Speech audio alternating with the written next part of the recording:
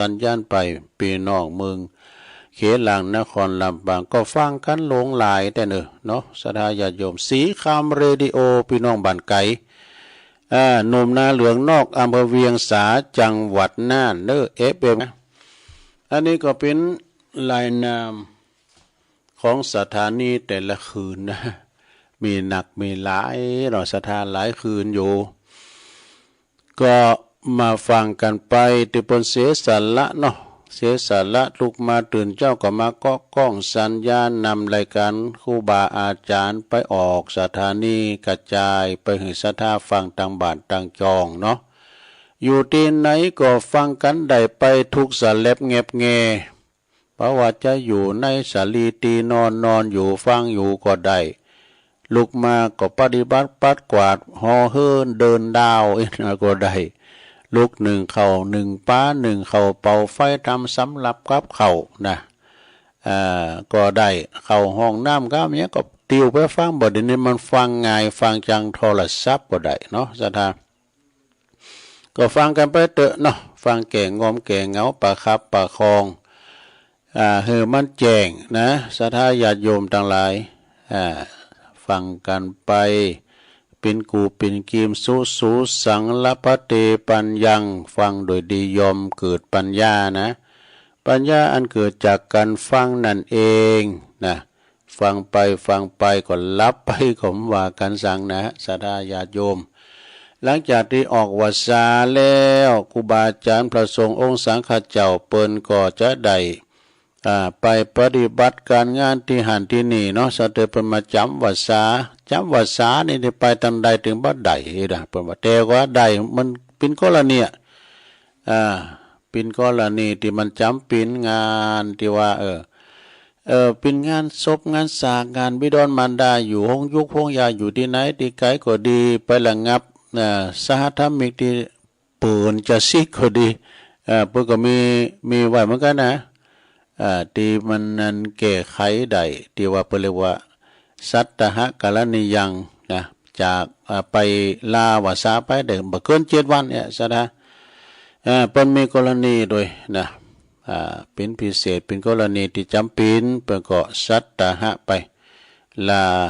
ลาวาสาไปมันจะสังกะหะนะสัตตหกรณียังสัตตะแปลว่า7เมื่อมาปะกันแล้วเนี่ยศรัทธาญาติโยมทั้งหลายวันนี้เฮามาปะกันก็ตรงกับวันเสาร์เนอะวันเสาร์ที่ยังตุวันเสาร์ที่19วันเนี่ยเนาะวันนี้วันที่19ของเดือนตุลาคมพุทธศักราช2569เข้ามานี่ศรัทธา67ก็โอ้ตัวกังมันจะเล็กเก่าน่ะเฮาก็จะได้ทำกิจกรรมยกวัดมาบ้านเนาะทุกประจำวันเสาร์ก็จะได้สร้างจินตนาการเอาอกเอาใจ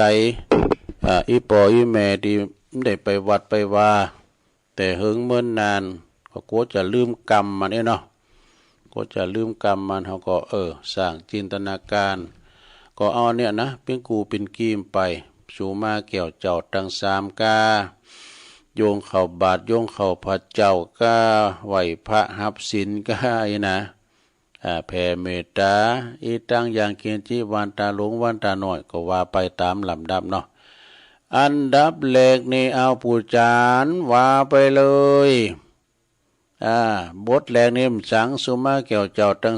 3ก็ว่ากันไปเนาะว่าพลอมกันไปเลยนะลงเนอะ นะมาเมปุตังกุณาสากาลันตังนามาเมธัมมังมุนีลาจาเตสิตังนามาเมสังฆังมุนีลาจาสาวกังอาจายโยโนปันเดอาจากกามายาธาปะเลยาธามุลาเหยาธาอากุสเล เยมะยังพุทธธรรมสังฆาเตสุติลาตาเนสุอาติเตวา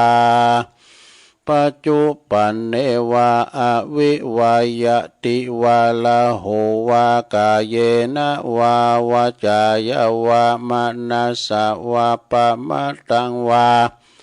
อากาละวังวาอากาสิมหาติสวายาธาธัมมังปฏิกาโลมาเตสังโนปันเตปุตตติรัตนัตยังอนุกัมปังอุปตายาอาจายังอาจายาโตปลติกันหาตุคัมมันตุสัพพังโตสังอายะติงสังวาลิสามะนาปุเนวังกาลิสามะสันจิจโตสังอสันจิจโตสังสัพพังโตสังขมันตุโนเอาแล้วจบไปอย่างหนึ่งแล้วลงเอ้ยต่อไปอย่างแถมตุบูจานต่อไปเขาก็จะโยงเข่าเนี่ยสดาโยงเข่าบาทโยงเข่าบาทพร้อมกันเด้อสาธุอิมังโอตานาปินดาตานังติลัตตานานังสักกจังเตมาปูเจมาตุติยัมปิอิมังโอตานาปินดาตานังติลัตตานานังสักกจังเตมาปูเจมาตัตติยัมปิอิมังโอตานาปินดาตานังติลัตตานานังสักกจังเตมาปูเจมาติคาราตังอัฏฐายะเหตายะสุขายะยาวะนิพพานายะสังวตันตุโนเอาแล้ว จบไปแถมอย่างหนึ่งแล้วศรัทธาญาติโยมทั้งหลายต่อไปก็โยงเข้าบาตรตื้อเข้ากองมาก็เอากระติกมาก็ดีไขฝาให้หน่อยหนึ่งเจาะใส่เก่าใส่โหแล้วก็ว่าพลอมกันไปสาธุโอกาสะโอตันนาเป็นดิปะตังตานังนิพพานาปัจจโยโหตุโนนิจังโอตันนาเป็นดิปะตังตานังนิพพานาปัจจโยโหตุโนนิจังโอตันนาเป็นดิปะตังตานังนิพพานาปัจจโยโหตุโนนิจังเอาแล้วศรัทธาญาติโยมทั้งหลายต่อไปลุกไปไหนตุปูจานก็ลุกไปตั้งแถวนะจะใส่เข้าบาตรเด้อ ลุกไปตั้งแถวจะใส่เข้าบาตรแล้วไปตั้งแถวเอาปุนเนอเตียนเตียนโฮงคูบาบนเนอปอใจนั้นก็อยู่แถวหน้าเทวบุตรแม่ยิงก็อยู่แถวหลังเป็นเทวดานะก่อนที่จะใส่บาตรนะเขาก่อนลำเปิงนะลำเปิงก็เดี๋ยวก่อนอ้าวไข่โยมไม่แน่มดเกี่ยวม้ามคำจุ่มติบเขาเนี่ยไข่โยมสู้เขาไปโซหากะละมังทางเป้ก็สอบก็ดีมาถ่ายเข่ารุ่นบาทไปมีแน่มดไข่โยมติบนี่เขาไข่โยมใหม่เนาะเอาไปซอมาแล้วเน้ออ้าวบางพองก็จะตีกล้องมองนำหน้า อ้าวตัวลุงทาเขาลุกมาแล้วตัวลุงทาเขาเดินแล้วเน้อญาติโยมเขาก็ถอดแคปไปเน้อถอดแคปเจาะใส่เก่าใส่โหเขาที่ได้ใส่บาตรนะก่อนหินลำเปิงว่าข้าวของข้าพระเจ้าขาวดังดอกบัวยกขึ้นเหนือหัวถวายแด่พระสงฆ์จิตใจจำนงตรงต่อพระนิพพานขอให้ถึงเมืองแก้วขอให้แคล้วบ่วงมารขอให้ถึงพระศาสนาของพระศรีอานในอนาคตการโน้นเทินเนี่ยแล้วก็เจาะใส่เก่าใส่โหนะแต่จะไปอู่กันเงียบนะครับ สุขโหโหมะสุขโหโหมะไปใจนะลงเน้อเอาเข้ารุ่นบาทที่ตุลุงทาเบอร์เนอมันแหนมเกี่ยวค้ำม้ามจูมติบไม่ไหนประกบเลยคุณมาหนักมาหลายเนี่ยวันเนี้ยโอ้คุณหลายสินนี่คุณหลายเด้อนี่นะพอกับพันน้อยเขาน่ะดูก็คูณนี่ไปบาท2 บาทก็ติ๋มบาทอันนี้บาทนี่บาทยางก็มีนะบาทใส่เข้าก็มีนะไป2-3 ศอก2-3 ว่าก็ติ๋มอ่ะนี่นะเนาะคุณหลายทุเจ้าไม่หลายทุเจ้ามีมหลายพันเนนมีหน่อยนะเดินไปเรียบร้อยเรียบร้อยแล้วก็เข้ามาในศาลาวิหารกันเด้อเข้ามาในศาลาวิหารสวยมือล้างมือมานางตีนางตางของไผของมันจะไปปัดตีนางกันเด้อซ้ำเตอก็ไปมาปัดตีนางกันนะนางกันเป็นตีเรียบร้อยในขณะนี้ก็ตั้งครูบาอาจารย์ประสงค์องค์สามเณรก็มาเทียบอาสงฆ์มานั่งบุญเต็นสังปินตีเรียบร้อยเนาะตอนนี้ไปก็จะได้เวลาแล้วเนอะเราจะได้ลืมทำกิจกรรมกันอันดับแรกนี่ก็วันนี้ได้รับเกียรติจากท่านผอ.ผู้อำนวยการโรงเรียนบ้านเฮาเปิ้นมาลมทำบุญตอนเจ้านี่โตยก็นับว่าเป็นบุญกุศลแล้วเนาะได้รับเกียรติจากท่านเปิ้นจะมาจุดเทียนปู่จุมปู่จาพระรัตนตรัยเด้อเอาอันปลามจิเตนสนนตั้งมั่นไว้เด้อต่อไปศรัทธาอยู่ในอาการอันสงบเน้อระงับหาปากไผจะไปอู่กันบินหน้ามาตั้งพระประธานพระเจ้าหลวงพี่กันเด้อยกมือไหวไปมือสาขณะนี้ท่านผอ.เฮากำลังเป็นประธานในการจิถูปจิเตนปูจาพระเกี่ยวเจ้าทั้ง3พระรัตนตรัยนะหลังจากจิการเป็นตีเรียบร้อยศรัทธาญาติโยมทั้งหลายอันผู้ช่วยบรรเทาเกณฑ์ขันศีลเหือนตุลุงทากรรมเอาละตอนนี้ก็บินนามาตั้งพระสงฆ์เด้อศรัทธาเอาจะได้เอาศีลนะจะได้เอาศีลกันเป็นลำดับต่อไปนี่เราจะเอาศีลเด้อลงเด้อ7 วันในก็ปันศีลเฮ็ดตื่นอีปออีแม่มได้ไปวัดก็จู้อันเนี่ยเด้อจู้อันเนี่ยเนาะก่อนนี้ก็ศีล5เหมือนกันนะเนี่ยนะเอาปันศีล5ไปเก็บปกปักรักษาเด้อต่อไปเอาปูจา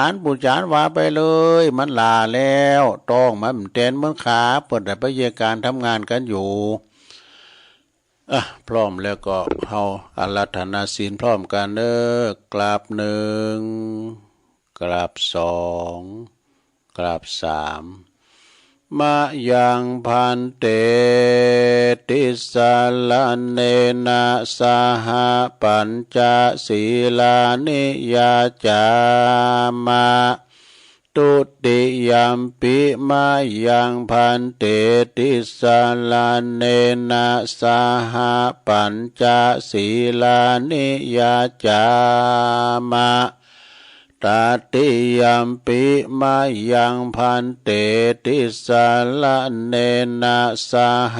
ปัญจศีลานิยาจามานะโม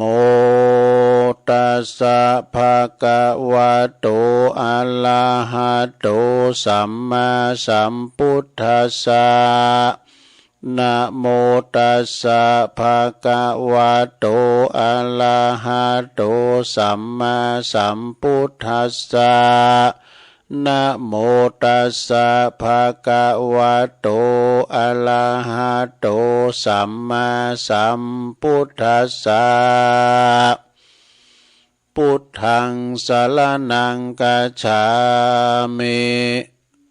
ธัมมังสรณังคัจฉามิสังฆังสรณังคัจฉามิ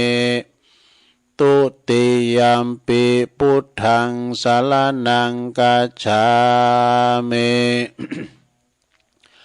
ตุติยัมปิธัมมังสรณังกัจฉามิตุติยัมปิสังฆังสรณังกัจฉามิตติยัมปิพุทธังสรณังกัจฉามิตติยัมปิธัมมังสรณังกัจฉามิตติยัมปิสังฆังสรณังกัจฉามิปานาติปาตาเวระมณีสิกขาปะทังสมาธิยามิอาทินนาตานาเวระมณีสิกขาปะทังสมาธิยามิกาเมสุมิจฉาจาลาเวระมณีสิกขาปะทังสมาธิยามิมุสาวาทาเวระมณีสิกขาปะทังสมาธิยามิสุราเมรยะมัชฌะปมาทฐานาเวระมณีสิกขาปะทังสมาธิยามิอิมานิปัญจสิกขาปทานิสีเลนะสุขติงยันติสีเลนะโภคสัมปทาสีเลนะนิพุติงยันติตัสมาสีลังวิโสทะเยสาธุสาธุสาธุเอาแล้วศรัทธาเฮาต่างหลายหับศีลไปเป็นที่เรียบร้อยเนาะอันนี้เป็นศีลห้าเน้อโยมเน้อศีลห้านี่เป็นศีลที่ว่าพี่น้องเจ้าบ้านเฮาเนาะไผรักษาได้โอ้อยู่เย็นเป็นสุขเน้อศีลเป็นอาภรณ์ที่หอมเอาไปประพฤติปฏิบัติจะไปให้มันหายนะโลนเนอะกับมันหายก่อนเป็นสังอ่ะเสาหน้าตุลุงก็จะมาปั่นแถมรักษาไว้ระงับยับยั้งไว้ปันเป็นเบรกในตัวเขาหรอกนะปานาเนี่ยเป็นบ่หือขาเซตขาซัดเนาะมีถึง5 ข้อแล้วต่อไปหยาแถมโตโอ้กำเดียวจะได้สวดนะโมหะปริตกันเนอะเป็นนั้นคาถานกยุงทองคาถานกยุงทองนี่คุ้มครองต้นโตแห่งโตของเปิ้นเนอะแล้วว่าตัวลุงสวดเนี่ยคุ้มครองศรัทธาญาติโยมปหลงไม่หลงเขาหมดเนาะอุเตอาเปนี่นะพญานกยุงทองนี่เปิ้นจะไปลาหายเหยื่อในเถินในป่าเปิ้นก็ต้องอันเนี่ยนะเขี้ยวขาดปลอดภัยจากบ่วงของนายพรานตึ้มติดเหี้ยวสักเตอนะน่ะเอาไปหลุดไปลาก็กันได้ฟังตุลุงสวดเนี่ยก็ขอเดินทางแคล้วคลาดปลอดภัยทุกตารางกิโลเมตรของการเดินทางทั้งขาไปทั้งขากลับเนอะอุเตตะยัญจะกุมาเอกาลาชาหาริสาวันโอปาทวิปาปาโสตังนามัสสาเมหาลิสาวันนังปาทวิปาปาสังตายาสากุตาวิหาเลมุติวาสังเยพระมานาเวตากุสัปปะตัมเมเตเมนะโมเตจามังปาลายันตุนามาตุพุทธานังนามาตุโพธิญาณโมวิมุตตานังนะโมวิมุตติยาอิมังโสปาลิตังกัตวะโมโลจัลลติเอสนาอเปตยัญจะกุมาเอกาลาจาหาลิสาวันโนปาทวิปาภาโสตังนามัสสามิหาลิสาวันนัง อัตยาสากุตาวิหาเลมุรัตติงเยพลัมมานาเวตากุสัปปะธรรมเมเตเมนะโมเตจามังปะลายันตุนามาตุพุทธานังนามาตุโพธิญาณโมวิมุตตานังนะโมวิมุตติยาอิมังโสปาลิตังกาตวโมโลวาสามากาปายติโมอาปาลิตังเอาแล้วศรัทธาญาติโยมตุลุงก็ต้องบทส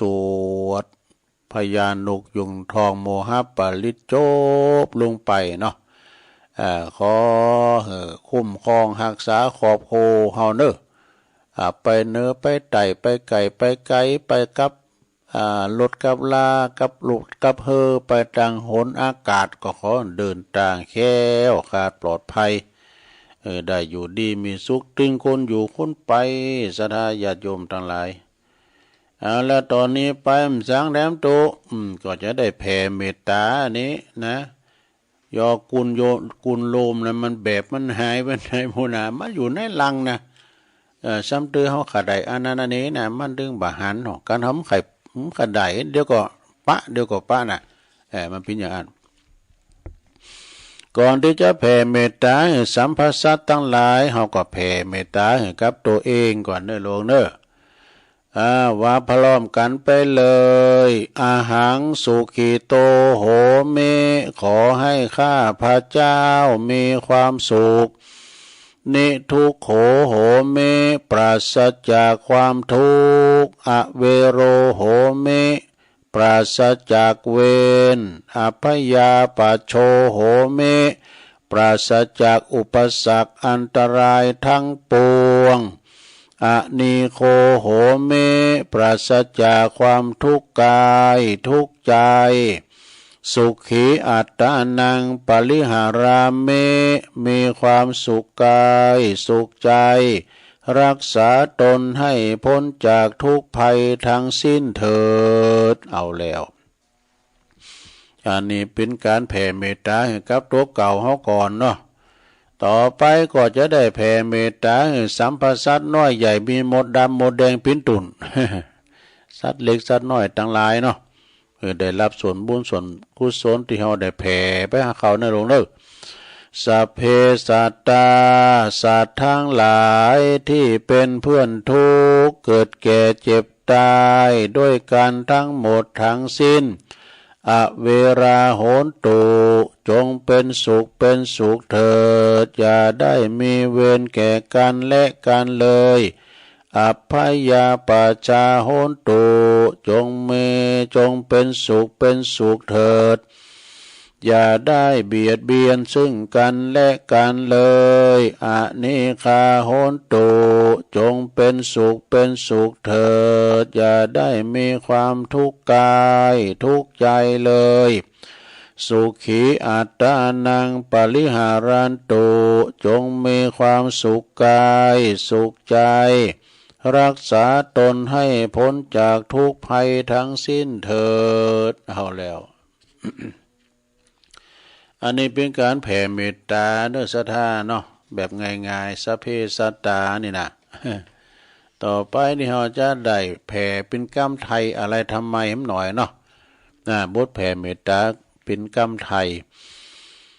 ข้าพระเจ้าขอตั้งจิตอุทิศผลบุญกุศลนี้แผ่ไปให้ไพศาลถึงบิดามารดาครูอาจารย์ทั้งลูกหลานญาติมิตรสนิทกัน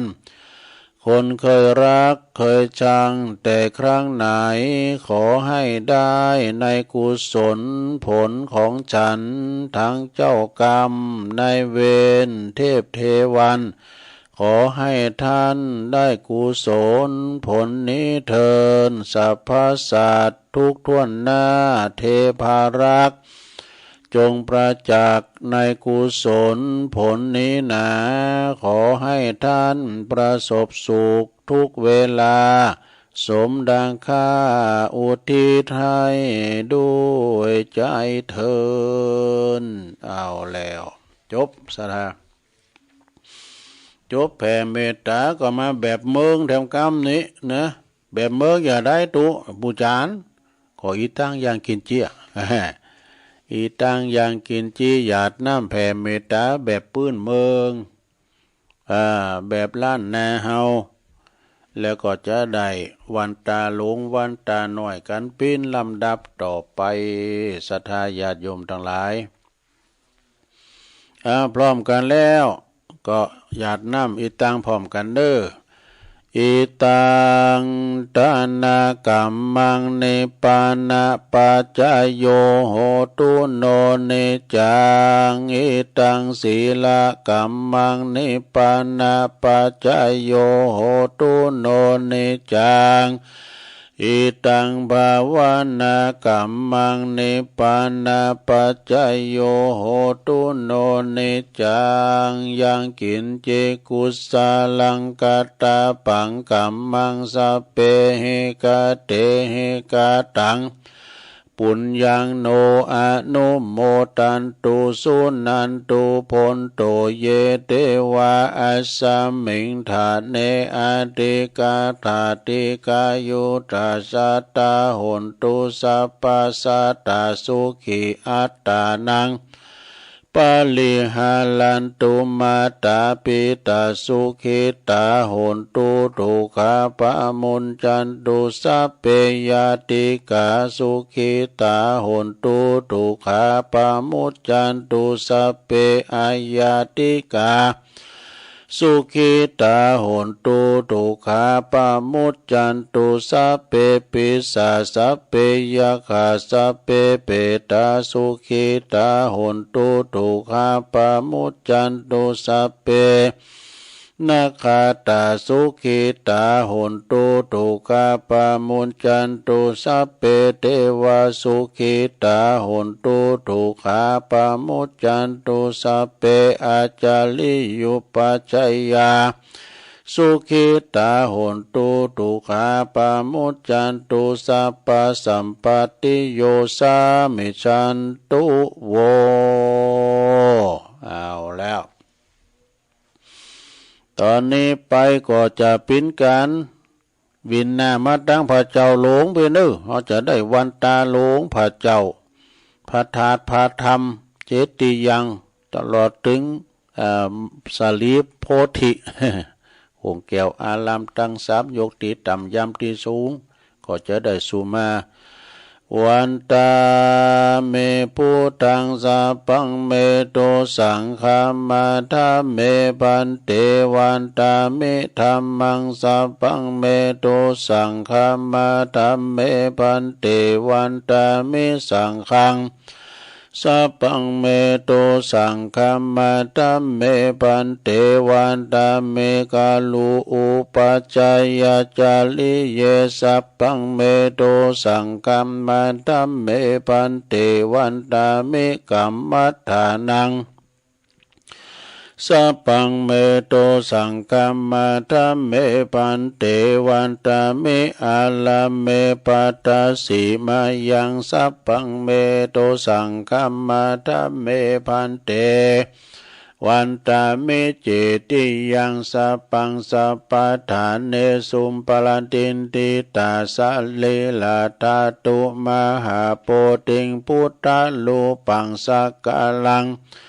สัตตานาคาโลเกเทวาโลเกพรหมโลเกจัมปูติเปลังกาติเปสาลีลาธาตุโยเกสาธาตุโย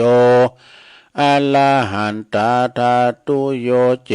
ติยังกันตะกุติงจตุราสีติสาหัสตมะขันเตสัพเปตังปา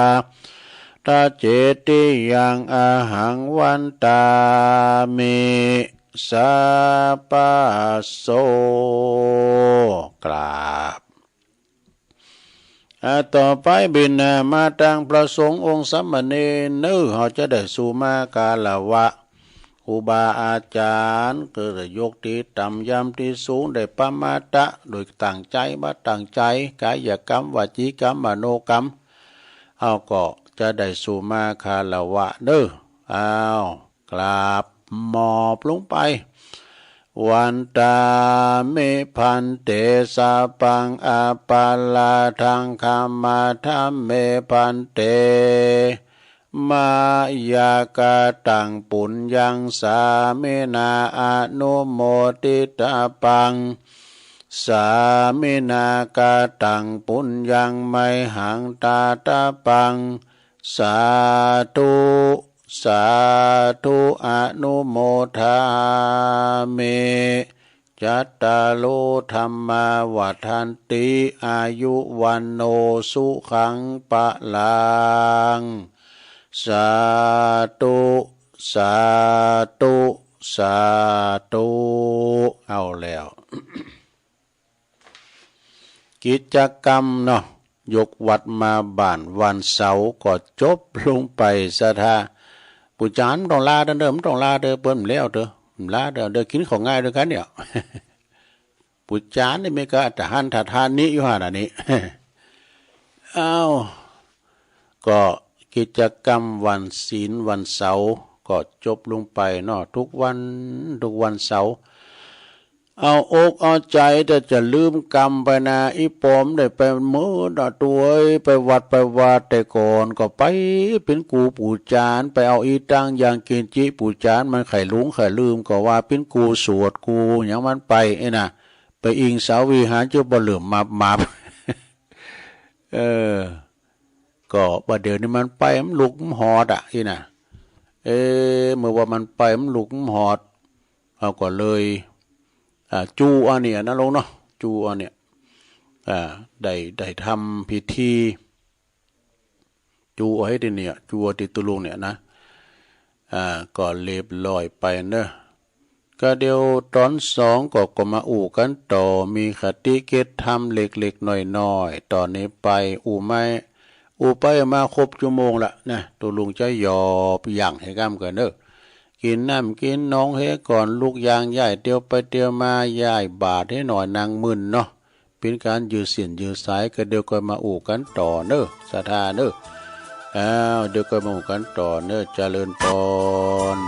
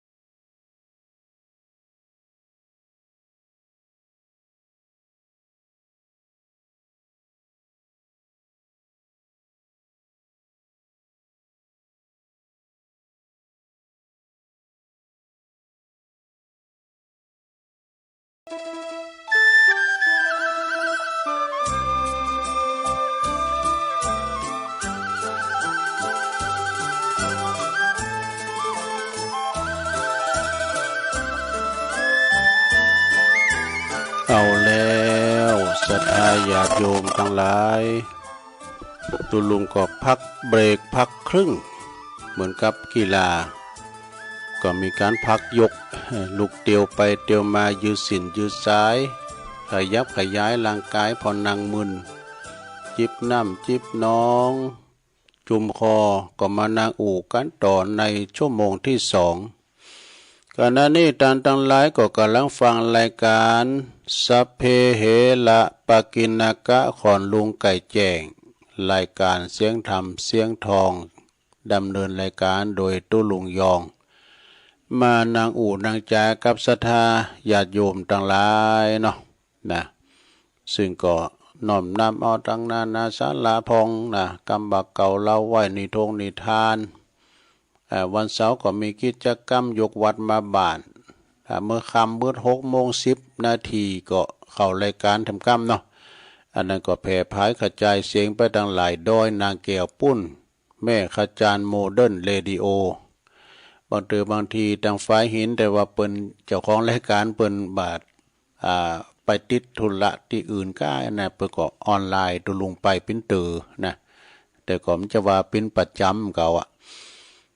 แล้วก็ไปตังห้วยตองซักแหมตากนะ2 สถานีตอนนี้ไปนี่ศรัทธาญาติโยมเนาะตัวลุงจะเอาคติธรรมเกี่ยวกับไตรลักษณะไตรลักษณ์นี่ก็คือว่าอนิจจังทุกขังอนัตตาเนี่ยในตัวเฮานี่หมดนะลุงเด้ออยู่ในตนในตัวเฮานี่หมดนะปินจะใดก็ลองฟังพอเนาะปินจะใดก็ลองฟังพอก่อน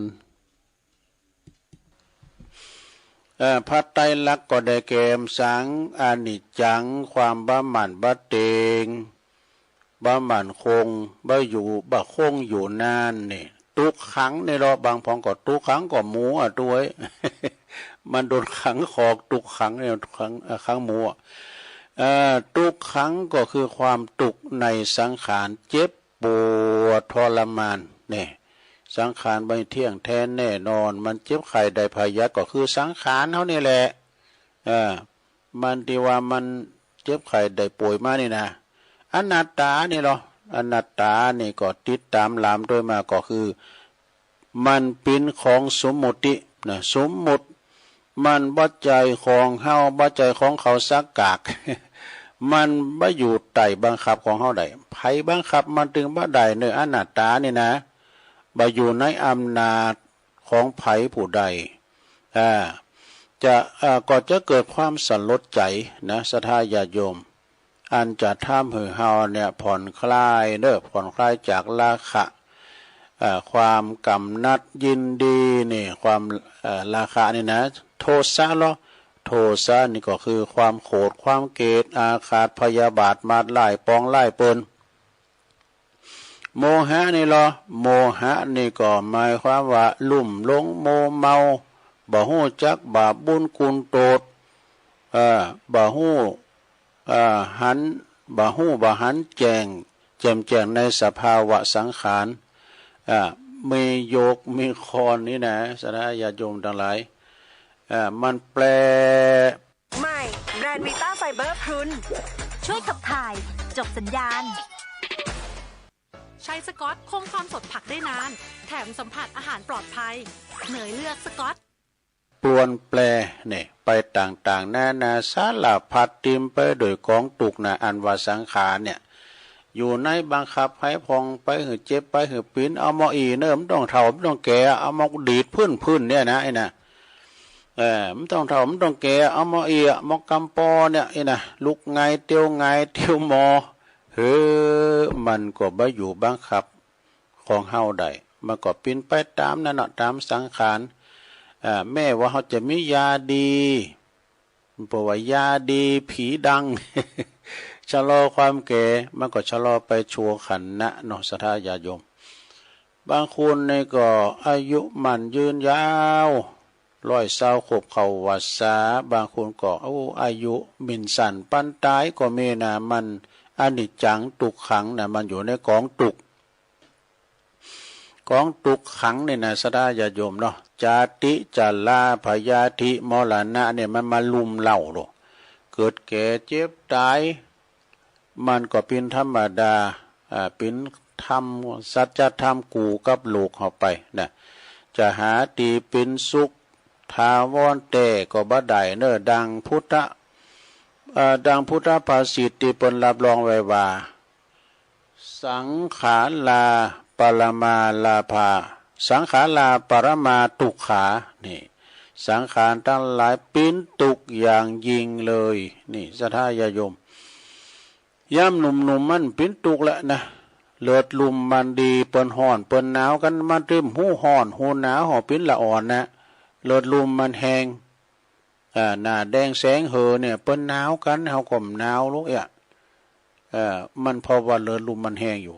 กำลังผ่อนคลายมาเฒ่ามาก่อนนี่ปุตโตสมัยเป็นบ่าวนะตุเอ้ยนะอีปอนะมกกึ่งโขดเนี่ยมาล้อลอยขึ้นว่าไปอ่านนะหมดแล้วเดี๋ยวนี้พระโอ้บอกตองเนี่ยตาไล่ผื่นๆน่ะรูเลือดลุ่มห้ามเหมือนเก่าประมาณน่ะเฮ็ดแต่กินข้าวดมก่อนกินข้าวอย่างมามันเป็นจะฮืออันกินข้าวอย่างมานะได้ยิ่งคนทำกล่าวว่านะตุลุงก็เห็นประมาณน่ะปวดตัวกินข้าวในอย่างมาเลยตัวเนี่ยปวดตัวยากองข้าวไว้ยาให้ข้าวต้งนึ่งข้าวแล้วปรุงให้ข้าวมาแล้วเนี่ยปั่นปั่นเนี่ยกินได้นะปั่นกินได้ไปปั่นแล้วนี่กินได้กินข้าวได้ปั่นเนี่ยสดาเนาะสังขารเนี่ยมันเป็นทุกข์อย่างยิ่งเด้อหาตีสุดตีเสงบ้าใดบางคุณบางตันนั่นก็ทุกข์พร้อมอย่างทุกข์กับเวกกับการศรัทธาญาติโยมต้องสู้โดยลำแข่งของโตเก่านักเอาเบาสู่อันนี้ก็มุมานะสร้างฐานะของโตเก่ามีเทียมเท่าก็เปิ้นมีก็มีก็เปิ้นนี่นะบากบั่นสร้างฐานะมาเนี่ยแต่บางคุณนะก็ได้ของเก่าของมรดกตกทอดของพ่อของแม่เวกทำการเนี่ยกินของเก่าไปกินมรดกตกทอดไปกันเสี่งมรดกขายกินตุกแล้วตุกยามเมื่อเฒ่า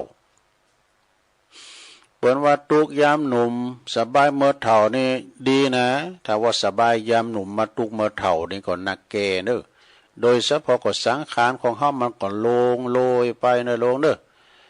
อันที่ว่ามันเคยเจ็บก็มันก็หูมีหูมอมาได้นะสังขารนี่มันเป็นทุกข์อย่างยิ่ง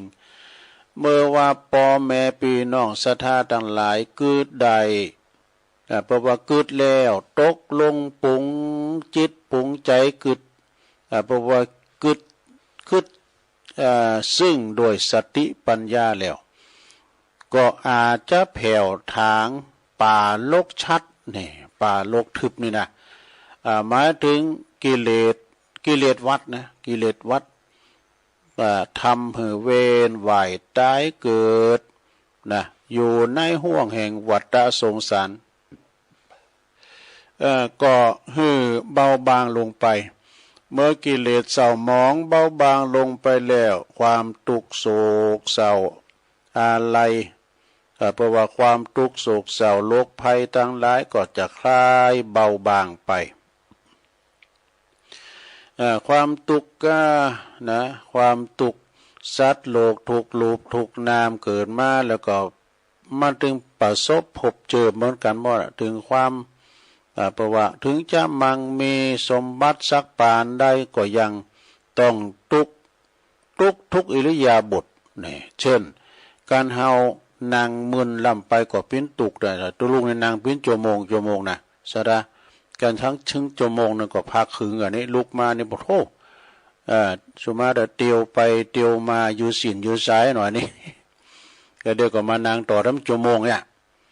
มันจะได้ยอกแยกไปไหนดูก็นางมึนเนี่ยแต่ก็นั่งเก้าอี้นะหลวงตัวลุงก็ไม่ใช่เก้าอี้พัดเบิ่นๆนะก็เอาเก้าอี้เท่าเดิมก็เอาผ่านลบเอาวันกอบมันนางให้มันโน่นทำหน่อยกันแล้วก็เช่นนางเมินลำไปก็ปิ้นตุกเนี่ยนอนเมินลำไปประกอบว่าปิ้นตุกนอนหนักเดินเตียวหนักบ่ได้พักก็ปิ้นตุกเนี่ยกันเตียวหนักลงไปก็ปิ้นตุกแต่เหมาะศรัทธาญาติโยมทั้งหลาย ปุกพอตุกพร้อมหยังพอมันปวดเมอยเน็ดเหนื่อยอิดหิวนะกินก็กินหนักก็หืดโตดกินหน่อยก็บ่มีกำลังบ่ได้กินเลยก็ซ้ำกะวนกะวายวะนะมีน้อยก็ตุกน้อยมีหนักก็ตุกหนักบ่มีเลยก็บ่ตุก ถ้าบ่มีเลยนะก็มันตุกเปิ้นว่ามังมีสีสุขเกินไปก็ตุกโดยการปกปักรักษาเนี่ยกันเฮามีสะได้โยมลองเฮามังมีนะโตสำเตอก็ปิ้นเป้าหมายเปิ้นน่ะเฮาก็ปิ้นตุกเหมือนกันก็ล้อมรอบบัดเดี๋ยวนี้เปิ้นมีวิดีโอวงจรปิดติดไว้หมดน่ะห้ามดีไปยิบไปสวยยังเปิ้นนี่มันได้นะ เปิ้นจะหันในจอบ่เนาะกูว่ามีนักดำไปก็ปิ้นตุกก็โกจะปิ้นภัยอันตรายนะโกเขาจะมาลักมาหยองมาแม็ดเอาไปก้ามาจี่มาป่นก้าเอกโกตีสุดเนี่ยโกมหยังโกตายนี่อย่างอีเป็นต้นก็โกตายนะอย่างเตียนคูณเฮามันก็โกมันก็มาโกตายอย่างไม่น้อยนักเด้อที่ปิ้นตุกนะศรัทธาญาโยมมีน้อยก็ปิ้นตุกมีหนักก็ปิ้นตุกบ่มีให้เลยก็บ่ตุกให้เลยก็พอกินพออยู่ก็พอใจก็พอได้ละนะชีวิตพอเพียงชีวิตปิ้นอยู่โดยอาหารเนาะเฮาก็ต้องเนื่องโดยว่าเขาของเงินทองจึงจะทำให้มาหาเลี้ยงชีพเป็นสุขนะเฮาต้องมีเงินมีทองหาเลี้ยงชีพได้เป็นสุขแม่ที่สุดนี่อยู่ปกติบ่ได้นี่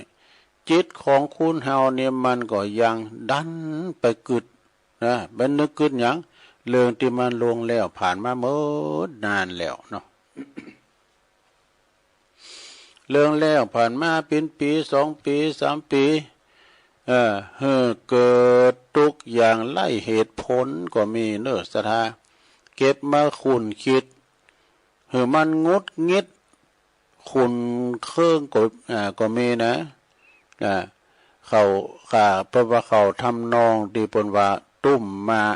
มผ่านลายนี่มามันจังเห่าขุนกรรมบะเก่ามันมาอู่กันเนี่ยมันจังพิษกันเนี่ยนะศรัทธาเนาะเดี๋ยวคุณเพิ่นตายไปแล้วคุณกรรมบักเก่าเนี่ยพิษตายคุณนั้นว่าเดียวมาตั้งคุณปีนพิษกันแล้วนี่นะความสุขในด้านสุขภาพจิตก็พลอยหมดไปเน้อศรัทธาสังขารทั้งหลายนี่นอกจากว่าปิ้นตุกแล้ว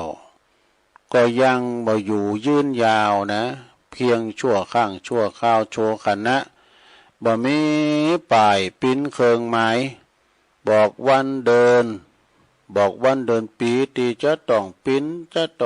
นให้ตายดีเพราะว่าอย่างจะต้องเป็นตายหลายดีเป็นตายหลายดีจะได้นี่นะเพราะฉะนั้นนี่ศรัทธาในธรรมเปิ้นก็บอกว่าภาษาลีบุตรเถระเจ้านี่เป็นอัครสาวกของพระพุทธเจ้าเปิ้นก็แสดงพระธรรมเทศนาให้แก่นางวิสาขาเป็นภาษาบาลีว่าอนิมิตมะนัญญาตังมัจจานังอาทิชีวิตตังเนี่ยอิทะชีวิตตังเปิ้นก็แปลความว่าชีวิตของสัตว์โลกทั้งหลายเนี่ยมันบ่มีเครื่องหมายวะนะว่าเราจะมีชีวิตความเป็นอยู่อย่างมื้อนานเท่าใดเนี่ยเปิ้นว่าสามัญชนคนธรรมดาเฮานี่ก็บ่สามารถที่จะลงหู้ได้ว่าเฮาเนี่ยจะเสี่ยงบุญจะลุ่มหายตายจากกันไปปีใดเดือนใดน่ะเนาะอันมีเครื่องหมายไว้มันใจบอกไว้เฮาก็บ่สามารถที่จะหู้ได้เลยเนาะอยู่ที่ไหนก็ครอบครองประสบการณ์ 5G ที่ดีที่สุดด้วย AIS 5G ใหม่ Kleenex Allergy Comfort กระดาษเช็ดหน้าแนะนำสำหรับคนเป็นภูมิแพ้นะเอาเดินถนนจะเที่ยวไปที่หันที่นี่เดินนั่งรถไปเปิ้นจะบอกระยะหนทางเนอะนี่นะเมืองฝางนี่กี่กิโลเนี่ยเปิ้นจะบอกดูลำปางกี่กิโลเชียงรายกี่กิโลมีกี่กิโลเมตรนี่เปิ้นจะบอกลักกิโล มันจะว่าโอ้อันนี้มันกูอีเมืองเลยเนี่ย แล้วก็ไปบอกโค้งอันตรายเพิ่นก็มีบอกไว้นะตั้งหน้านี่โค้งอันตรายอุบัติเหตุบ่อยข้างเด้อเปิดชะลอนี่ชะลอรถบ่ให้เลี้ยวลำไปเป็นโค้งอันตรายแล้วเขาจะจอดพักที่ไหนนะเพิ่นก็จะเขียนบอกควรไปหรือบ่ควรไปนะตั้งหน้าไปเมื่อเด้อน้ำท่วมนะบ่เฮ้ย แต่ชีวิตของคุณเฮาแล้วก็สัตว์นี่มันบ่มีเครื่องหมายบอกไว้ลงเอ้ยเอาอยู่กันตึงมือตึงวันหันกันหลอดนี่นะว่านี่อู่กันนี่ปุตโตปอแห่นแรงนี่นะผูกมาเขามาอู่ฟังของมันอยู่เพราะแน่มันสบายมันฟูป่ะอยู่ห้องซีอุยอยู่ห้องICUว่าไหนน่ะฮะว่าก็ยังอูไว้เนี่ยตบแข้งตบขาเนี่ยมันปั้นแน่นอนเนี่ยอันนี้จังญาติโยมบ่มีกำหนดเวลาเด้ออายุเพศวัยชั้นวรรณะยศศักดิ์ไพ่คนจนคนตุกคนรวยเศรษฐีก็ตามนะตกอยู่ในภาวะอย่างเดียวกันหมดนะบางข้างบางคนนี่ตายปัจจุบันทันด่วนกำลังอู่จากันอยู่ดีๆล่มฟุบตอนต่อตาไอ้ก็มีวะเนี่ยเป็นลมปัจจุบันความดันโลหิตกล้ามจากการโรคไหลประจำตัวหัวใจมันมักจะเร็วมันจะมักมาทรมานสังขารเหมือนมันบัณฑิตนักปราชญ์ตานอุปมาไว้ว่าเหมือนกับคุณเฮาเนี่ยจุดเตียนตามเตียนไว้ตีโลงแจงเอาว่าจีเตียนว่าตั้งกลางแจงนะถ้ามันมีลมมาปัดมันก็จะดับนะถ้ามันก็บัดสว่างถ้าลมมาปัดมันก็บัดสว่างแจ้งไปตลอดมันนั้นมดลิมถ้าว่าบ่มีลมมาปัดนี่นะเนาะซะดาลืมไปสมาร์ถ้าบ่มีลมมาปัดนี่นะมันก็จะตามไปแจ้งไปจนว่ามดเชื้อเพลิงมดอันลิ่มไปนี่ตีนมันดับพร้อมหยังเพราะว่ามันมดใส่มันมดลิ่มมันมีมันก็ดับอันนี้แล้วก็ถ้าถูกลุ่มมาปัดไอ้หรอถ้าถูกลุ่มมาปัดจากทิศทั้งสี่ทิศต่างๆเนาะลุ่มมันมาก็ปัดไปมันแสงสว่างมันก็วูบดับวูบเพราะแรงลมเนี่ยเล่มเต้นนั้นก็ยังบ่หมดบางทีเจ้าของมันกูมันเป็นอันตรายเจ้าของมันดับไว้ก่อนนี่ก็มีเปิ้นก็มีขออุปมาเป็นปริศนาธรรมเหมือนกันได้ลงเด้อเป็นปริศนาธรรมอย่างใดก็อุปมาเหมือนกับคุณเฮาเนี่ย บางผู้บางคนอายุมันยืนยาวจนเฒ่าชราแก่ชราตายเพราะเสี่ยงอายุไขสังขารก็มีเพราะว่าตายเพราะว่ามดบุญเตียนที่ว่าที่เปิ้นเฮาว่าก็เสมอว่าคือกับมดบุญเนี่ยเพราะว่ามดห่อเข่า มันมดเข่าห่อมดห่อเข่ามดอายุไขเพราะว่าอายุก็มดบุญก็มามดพร้อมกันนี่จะสืบกันไปแถมจะสืบชะตาปล่อยปลาปล่อยปูนอย่างก็ตามเนี่ยก็บ่สามารถที่จะยืดหยุ่นเวลาใดเน้อจบลงไปศรัทธาญาติโยมทั้งหลายคติธรรมในธรรมเด้อ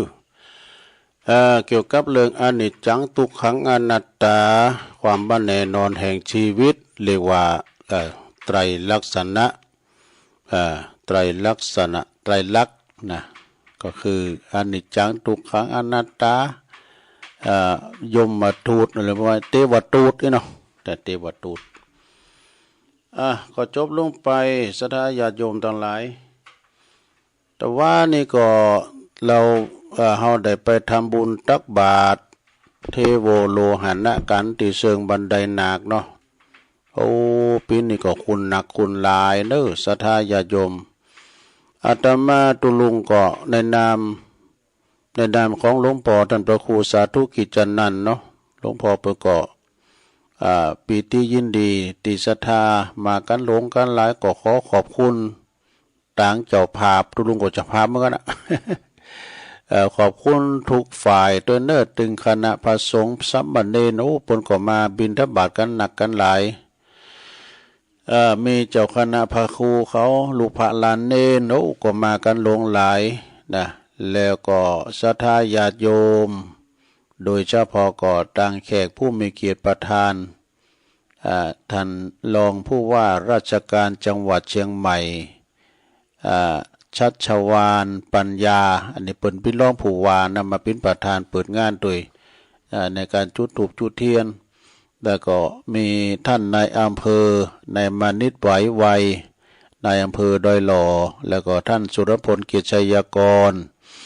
แล้วก็ทั้งหลายท่านนะปกำนั้นเขานายกเขาเนี่ยมาท้องที่ท้องถิ่นก็มากันหมดเนาะศรัทธาแล้วก็ศรัทธาญาติโยมเฮาต่างหลายตัวยาวจนสุดนั่นแหละสร้างความปีติยินดีงดงามเด้องดงามแต่ศรัทธาเนาะปีหน้าฟ้าใหม่ก็มาฮัมเด้อมากินมาทานโดยการแถมต้องขอเจริญปอนขอบคุณมาณโอกาสที่นี้ตัวเนอร์ทั้งโฮงตานก็ดีและทั้งที่เปิ้นมาลมทำบุญที่เปิ้นใส่ซองมาก็ดีก็ขอขอบคุณมาณโอกาสที่นี้ตัวเนาะคุณก็นักก็หลายตัวก็มีสถานที่เปิ้นมาหอมซองปิ้นกันเตตุลุงแม่บุญศรีเนอะป่าน้อยอันนี้เปิ้นก็ปิ้นถวายซองตุลุง1 2ขอบคุณในแม่ศรีเนอะอันนี้ก็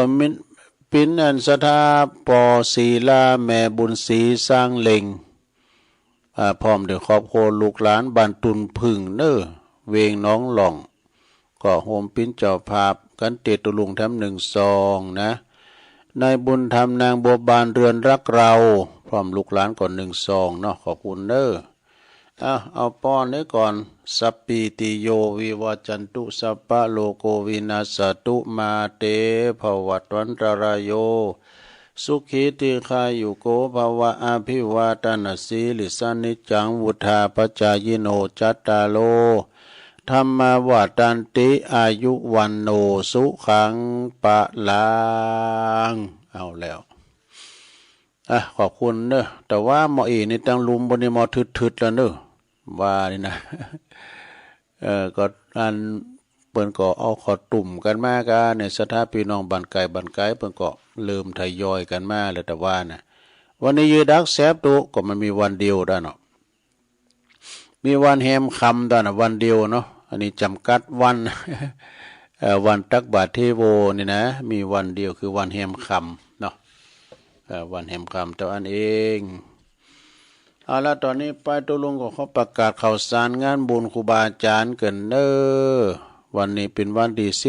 19วันที่19วันนี้ก็ปุณเนอที่วัดอินตะขินอำเภอแม่แตงเพื่อจะมีตอดกาถินเนอสามัคคีในเมตตาธรรมอาจารย์พระมหาสมชาติชาตปัญโยพร้อมโดยคณะญาติธรรมญาติโยมต่างลำปางเชียงใหม่ละปูนและตีหลายต่างนะโยมพนิตาพรหมมินโดยก็จะไปตอดกฐินกันที่วัดอินตะขินอำเภอแม่แตงเนอะโอ้วันนี้ตุลุงก็ต่างอกต่างใจก็ว่าจะไปแล้วไม่ได้ไปนะเพราะว่าวันนี้ก็วันห่างวันดานี่นะเพื่อจะเป็นกระโจมสืบชะตาขายตาสังแถมอีกผู้กฏิวัดพัฒนาโดยหน่อยก็จะตอดกฐินนี่นะก็เลยฝากห้อมไปละเด้อฝากห้อมไปละแต่เพิ่นจะไปกันก็หลายอาจารย์ท่านพระครูกัลยาณปราโมทย์อาจารย์วันใหม่เขาเนี่ยไปกันหลายอยู่ตุลุงก็ขอตัวก่อนเนอะฝากห้อมไปที่ไปได้เขาก็ไปที่ไปไม่ได้เขาก็นะเขาก็มาอยู่กับปืนนะเนาะเปิ้นมีงานบ้านงานวัดที่ทึดเขาออกไปก็โกเปิ้นว่านะฝากห้อมไปละ19เนอะที่วัดอินตะขินแม่แตงนะแล้วก็วันที่20ก็งานบุญกฐินที่วัดพระธาตุดอยน้อย ตำบลดอยหล่ออำเภอดอยหล่อในเมตตาบารมีธรรมหลวงพ่อพระครูสาธุกิจจานันท์หลวงพ่อเจ้าคณะอำเภอเพิ่นก็ตามเนื้อนาบุญทำบุญตามเนื้อนาบุญอินดูศรัทธาบางปองก็น้ำท่วมเนี่ยเศรษฐกิจมันก็บ่พอใครดีก็แล้วแต่นอนเนื้อนาบุญเพิ่นที่เพิ่นจะมาให้มาหอมนี่นะเนาะไปตั้งเป่าเน้อนี่นะแต่ตะฮือจังมั่นเป่าก็เป็นอานิสงส์เขาเนาะและที่วัดพระธาตุดอยหล่อด้วยเนี่ยวันนี้นะวันพุธนะพระธาตุดอยหล่อก็พระอธิการจิตอนาลโยปีนี้มันได้ไปจอยกันนะมันตรงกันโซ่ไว้กันเนาะตามกุปีได้ไปจอยตุปีกุปีปีนี้เปิ้นมันตรงกันนะวันที่เสาร์ต่อจากหันก็ศรัทธาญาติโยมวันที่26เนอะวันที่26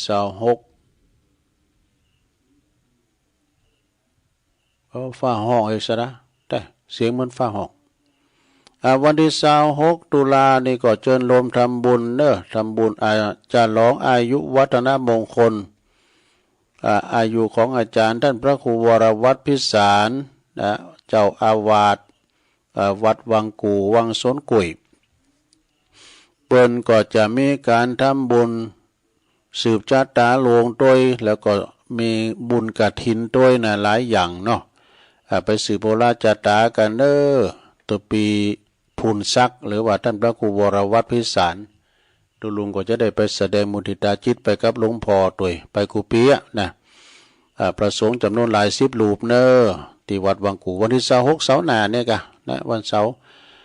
แล้วจากหานก็วันที่27ตุลานะแม่นกะ27ตุลาก็งานบุญกฐินที่วัดม่อนห้วยแก้วก็ที่อาจารย์สมหวังพระครูกัลยาณปราโมทย์เปิ้นก็จะมีกันในวันที่27วันติดพอดีกันเนาะ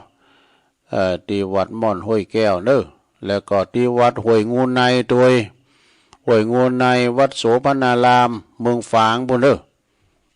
เปิ้นก็จะมีตอดกฐินตรงกันวันดอนจันทร์ด้วยลูกวัดดอนจันทร์นี่ก็อยู่เว้งป่าเป่าวัดบ้านเกิดของอาจารย์พระครูอภิวัฒนวิกรมโอ้ตรงกันหลายตีได้แล้วก็ที่วัดอันนี้เหรอวัดกูแก้วเนี่ยเหรอกูแก้วหลายปิ้งเนี่ยวัดครูบาวันเขาก็วัดนั่นกะกูแก้วโดยวันที่27นะวันติดพอดีฉะนั้นก็ไก่ที่ไหนก็ไปที่หันเนี่ยไปรวมบุญกุศลกันงานบุญกฐินแล้วก็วันที่10นี่ลายเนอะเริ่มตั้งแต่วัดพุทธศรีคีรีก่อน วัดพุทธศรีคีรีในเมตตาบารมีธรรมอาจารย์วรรณชัยชยานันโทเจ้าอาวาสเนอะเปิดก็จะมีตอดกฐินขึ้นในวันที่10พฤศจิกายนเวลาก็9 โมงเป็นต้นไปก็ใครไปก็เปิดจะแจกของดีน้ำยาโดกะหล่ำกาฝักหมุนกาเปิ้นแจกกูปีเอามาเป็นรถดำนะปลอดสารพิษนะอันนั้นกะหล่ำนี่มันเอาเยอะก็มันก็ถึงเตาผ่าเป็นโขบเป็นขาบแล้วเอามากับดิบนะ วัดพุทธศรีคีรีแล้วมีวัดหนองเหงด้วยเด้อวัดหนองเหงในเมตตาบารมีธรรมอาจารย์ท่านพระครูวรธรรมมานาถเจ้าคณะตำบลสันติสุขเจ้าอาวาสวัดหนองเหงเด้อเพิ่นก็จะมีพร้อมกันนั่นเนาะก็นี่ก็ญาติโยมญาติธรรมเพิ่นก็หลายเพิ่นจะตอดกฐินแล้วเพิ่นจะต้านเก้าอี้ตัวนะวัดหนองเหงเด้อตำบลสันติสุขวัดสันเมืองโดยพระอาจารย์เน้นหลักปัญโยนันท์วันที่10นั่นนะพระอาจารย์เน้นหลักประกอบมีกันว่านั่นน่ะวัดสันเมืองตำบลหนองหล่องอำเภอเวียงหนองหล่องไปจะปิ้นจะพาพับกองละ20 บาทก็แจ้งความจำนงหมายได้เน้อ5 คัน5 กองร้อยเจิญกันได้นะและวันที่10ทำวันนี้ก็ที่บุญสำนักสงฆ์หอมบุญของวัดป่าไม่สำนักสงฆ์หอมบุญนี่ป่าไม่แดงโดยสะเก็ดในเมตตาบารมีธรรมหลวงพ่อมานิษฐาวโรเนอะหลวงพ่อมานิษนี่ประกอบวัดเพิ่นก็สร้างความเจริญมานะไปแปลงขุดน้ำบ่อก่อกำแปลงศาลาโธ่ปีหน้าปีในเนี่ยปล่อยหลวงตะแห่โคตรตานแล้วเดี๋ยวสำนักสงฆ์หอมบุญเป็น เป็นอันกฐินสามัคคีมากันเป็นสายก็ไผจะไปลมบุญก็เจอเนื้อวัดเปิ้นงามเปิ้นแปลงเป็นวัดเก่าวัดเกือโธ่สงบเงียบดีเด้อเหมาะตัวลงไปหันละวันที่10 พฤศจิกายนเด้อแล้วก็ในวันที่2 พฤศจิกาก็ที่วัดฝายหินมอชอที่ต่างแห่งสถานีเฮาเนี่ยนะวัดฝายหินนี่ก็เพิ่นจะมีงานบุญกฐินในวันที่2เพิ่นจะแห่องค์กฐินกันเด้อในแผ่นสปอร์ตนะในเมตตาบารมีธรรมอาจารย์ท่านพระครูสมุวิสุวัฒน์วรกิจโจในทีมงานของเปิ้นในตัวพี่หนุ่มน้ำทีมไปปุ้นไปถ่ายทอดเสียงที่วัดอินทขินเบิ่ถ้าฟังเด้อจังหวัดฝายหินก็ดีเปิ้นถ่ายทอดนะศรัทธาก็ฟังคืนวัดฝายหินเด้อกินข้าวง่ายแล้วก็วัดหลายๆตีตัวนะวันที่2เด้อที่วัดฝายหินมอชอแล้วก็วันที่10แถมตีนึงเด้อพฤศจิกางานบุญกฐินหล่อพระเจ้าโดยที่วัดใหม่เชตวันเด้อตำบลยางครามในเมตตาบารมีธรรมครูบาวังแล้วก็ตูปีโอยี่เฉียงเขานี่เพิ่นจะมีงานวันที่10 พฤศจิกาเด้อหล่อพระเจ้าโดยงานบุญใหญ่เด้อโอ้พี่น้องไตหนักเด้อไม่สงค่าเปิ้นก็จะมีในวันที่10 พฤศจิกาเริ่มเจ้าในวันที่10เหมือนกันวันที่27กันเนาะที่วัดกูแก้วเด้อวัดกูแก้วนาคราชนะที่ตำบลน้ำดิบเนี่ยหลายปีเนี่ยเด้อครูบาวันเขาเปิดก็เป็นวันที่10นะงานบุญกฐินแล้วก็วันที่23ตุลานี่ก็เป็นวันปิยมหาราชก็ที่วัดพระพุทธบาทอุดมน้ำบ่อสาวาเด้อในเมตตาบารมีธรรมหลวงพ่อพระครูสุจิตานุรักษ์หลวงพ่อใหญ่เฮาเนาะเปิดก็จะมีงานบุญกฐินวันที่23ตุลาเด้อศรัทธาละแวกไก่เคียงก็ไปรวมบุญกับหลวงพ่อเด้อที่ต่างแห่งสถานีที่วัดพระบาทอุดมพระพุทธบาทอุดมนำบ่อสาวาเด้อศรัทธาก็ไปกินบาตรกันแต่ว่านี่ประกอบตักบาตรเทโวไปเป็นที่เรียบร้อยหลังจากนั้นนี่ก็ในวันที่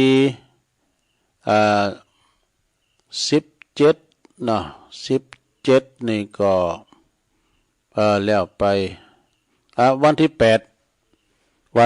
นี่เพิ่นจะมีงานบุญกฐินที่วัดบรรพตสถิตนะวัดบรรพตสถิตวัดของหลวงปู่ท่านพระมหานพดลสุวรรณเมธีนะเจ้าคณะอำเภอวังเหนือเนอะแล้วก็อาจารย์ท่านพระมหาสมชาติชาตปัญโย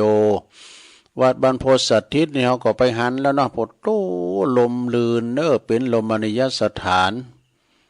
เปิ้นปูโตนอนเปิ้นสั่งพดโตเป็นตีปฏิบัติธรรม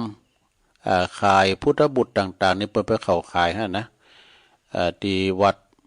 ฮะนะวัดนั้นบรรพตสถิตนะกว้างขวางเนอะ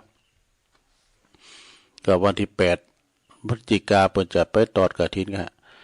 แล้วก็ต่อไปวันที่15 พฤศจิกายนที่กฐินงานวัดบุญกฐินที่วัดดอนชัยป่าแดดพุ่นนะวัดดอนชัยของแม่พิมพ์เขานะเพิ่นฝากประกาศมาเด้อดอนชัยวัดดอนชัยนี่ก็กลางเวียงเชียงใหม่เนาะตำบลป่าแดดก็ไปกินแปะตานกันงานบุญกฐินความจริงมีกูวัดกูวานะสถากฐินนี่นะมีการกูวัดกูวาบางวัดในโต๊ะกฐินไปเพื่อก็มาตานกฐินโต๊ะข้างอยู่อีนะเนาะโต๊ะข้างอยู่และแถมวันหนึ่งก็วันที่27 พฤศจิกาอันนี้ก็แม่สุแก้วศรีลาพรในเปิ้นก็ว่าวัดหลวงศรีเตเนอะวัดหลวงศรีเตี้ยวัดของครูบาสุรินโทนะซึ่งปัจจุบันนี้ก็เมตตาบารมีธรรมครูบาเสาค่ำพระครูกัลยาณธรรมนิวิตนี่นะเนาะพระครูกัลยาณธรรมนิวิตเปิ้นเป็นเจ้าคณะตำบลศรีเตี้ยวัดหลวงศรีเตี้ยนะโอ้ศรีเตี้ยนี่เปิ้นกว้างเด้อศรัทธา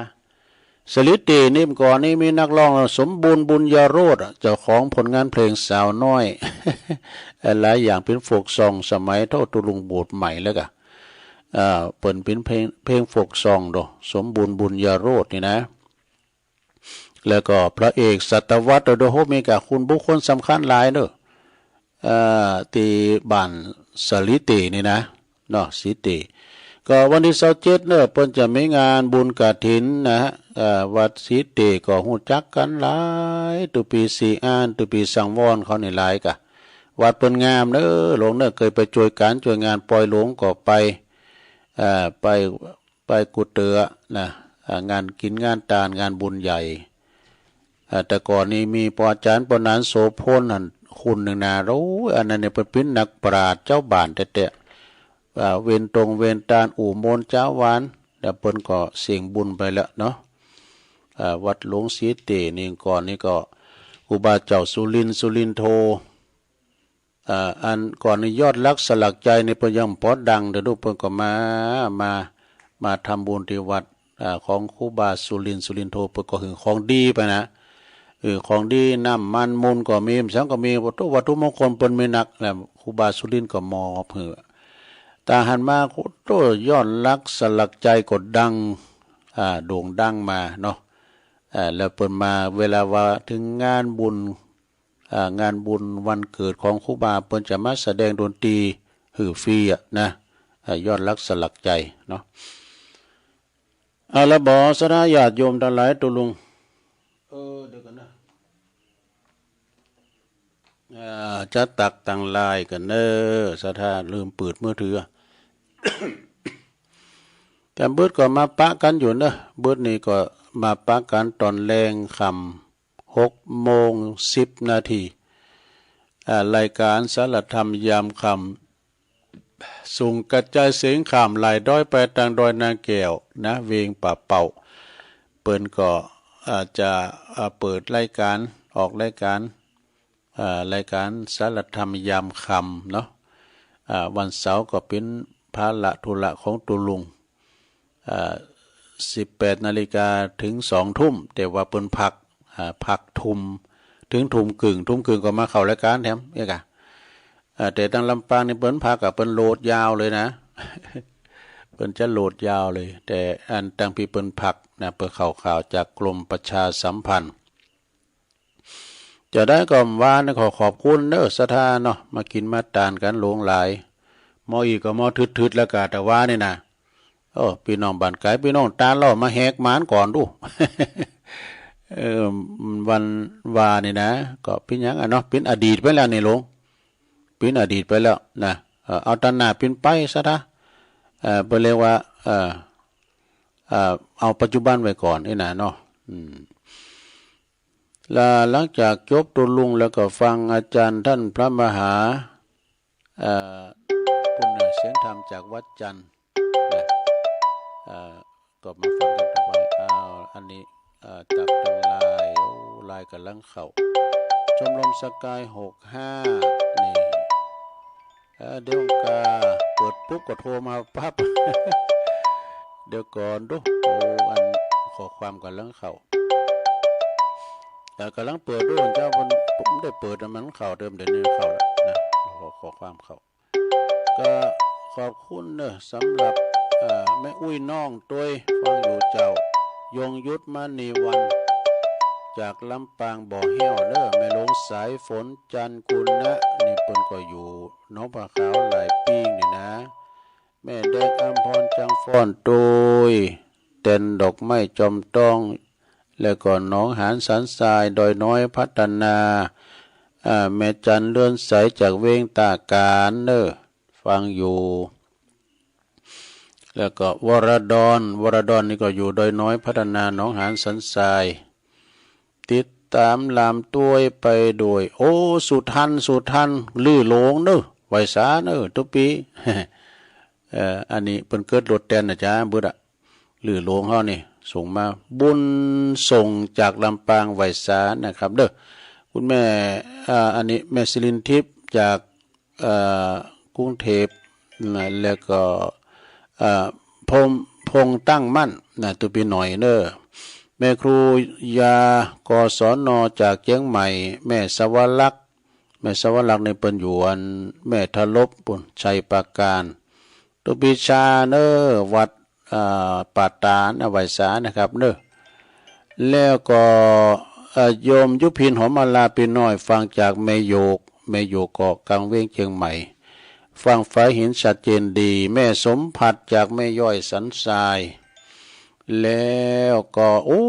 ตุอุ้ยเข้ามาเด้อไหวสานะครับเด้อหลวงปู่หลวงพ่อบุญปันปุญญ